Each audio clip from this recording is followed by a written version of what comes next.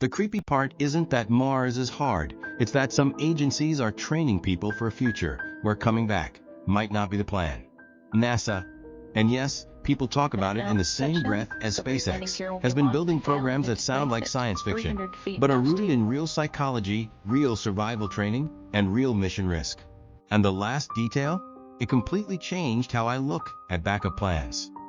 Quick montage of rockets launching, Mars surface imagery, and astronauts training in isolation chambers.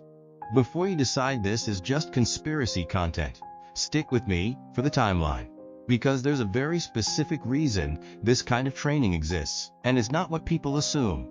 You're watching a storytime video, but I want you to think like an engineer for a minute. The question isn't who's hiding what. The question is, what does an agency do when the odds of a return trip are low, but the mission has to run anyway? That's what we're unpacking. By the end, you'll know 1. What vanish forever actually maps to in training terms. 2. Why isolation plus mental resilience are treated like mission-critical skills. 3. And how these programs relate to long-duration spaceflight planning, without crossing into wild claims. Long-duration training is not equal to secret disappearance. Now here's where it gets interesting. People here training people to vanish forever. And imagine some shadowy scenario. No one will ever see them again. But in real mission planning, nobody needs Hollywood-level secrecy to explain risk. If you're sending humans far away, far enough that rescue could take years, then you have to design for the fact that return isn't guaranteed. And agencies already talk openly about that risk. Here's the mental shift. Instead of asking, will they come back, the planning language becomes, how do we keep them stable, functional, and safe long enough to complete the mission objectives? That's not poetic, it's operational. Overlay of training timelines and simulation headlines. And that's why a lot of Mars prep sounds extreme. Isolation, remoteness, communication delays. Those aren't just side effects. They're part of the environment you have to train for. Open loop.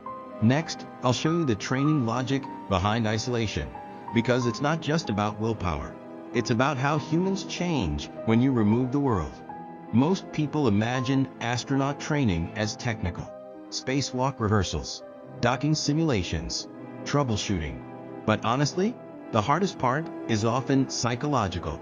Because when you take away your normal routines, your daily distractions, your casual social support, your ability to step outside and reset, your brain starts doing what brains do when there's no input. It fills gaps. It fills them with stress. It fills them with uncertainty.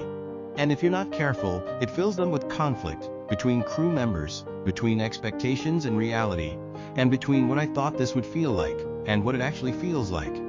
That's why NASA and partners have used long-duration habitat simulations and isolation studies. You're trying to answer questions like, how does a crew maintain performance when communication is delayed or limited? How do relationships hold up when there's nowhere to go and no privacy escape?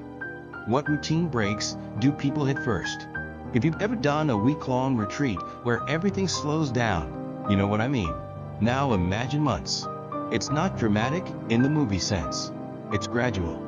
Then suddenly it matters. Mental resilience equals mission critical. Now watch this. There's a concept in long-duration spaceflight planning that crew continuity depends on more than mood. It depends on procedures that reduce decision fatigue. Open loop. So if you're training people for isolation, the next step is training them for uncertainty. Especially when the mission clock keeps ticking, but outcomes might not. Here's where people get confused. Plan B sounds reassuring. But for deep space missions, Plan B might not be a neat extra procedure you can pull like a rabbit out of a hat. Sometimes Plan B just means reduce risk, preserve life support, keep the crew functioning, and complete the most critical tasks first. So agencies train people not just to handle failures, but to keep their decision-making clean when outcomes can't be controlled. That's where communication delay and limited support become huge. If Earth can't instantly correct your course, if advice comes late, you don't want a crew member spiraling into maybe I should have done something else.